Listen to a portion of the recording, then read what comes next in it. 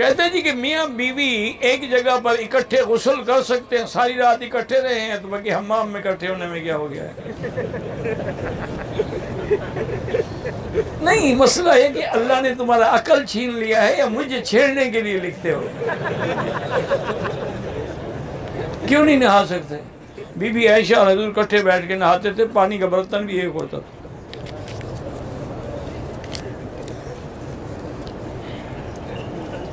Mobile میں اگر قرآن feed کیا ہوا ہے پڑھ سکتے ہیں۔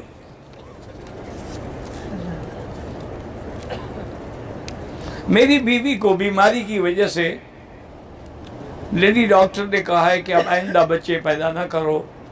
بہرحال کسی ایک دو مسلمان لیڈی ڈاکٹر سے مشورہ لے لو، اگر اس کی جان کو خطرہ ہو تو روک سکتے ہیں۔